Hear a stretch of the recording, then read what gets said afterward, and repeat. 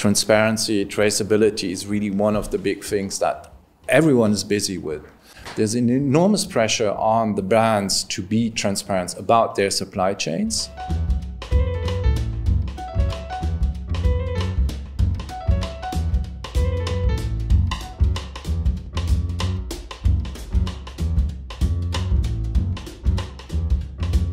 We were talking about measuring impact, and there are things that can be measured and there are things that are more difficult to measure. And as you were saying, you know, what's behind my supply chain? Who's the supplier of the supply is one of the big things on the table at the moment. So transparency, traceability is really one of the big things that everyone is busy with.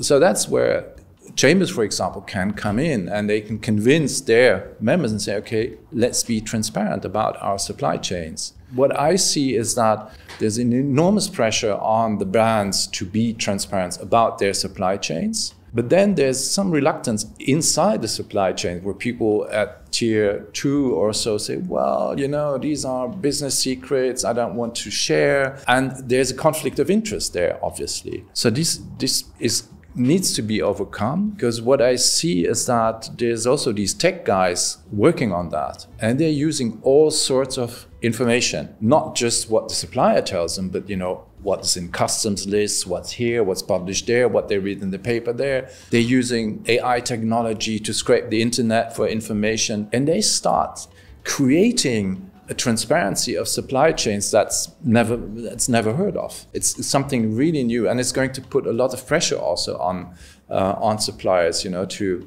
disclose and then connect that with audits, for example, with audit results or with other things they find on the internet. So transparency is a big thing, and if Sri Lanka feels that you're advanced on that, you know, use it to your advantage. It gives you a competitive edge if you know more about your supply chains. What I see in the European business community is that under the radar, people or companies are trying to diversify their supply chains. They're not talking about it, they're just doing it. Moving to Malaysia, moving to other countries in the region. And I think that's an opportunity for the industry in this country. I say, okay, we're here, you know, we have good sustainability standards, we have something to offer.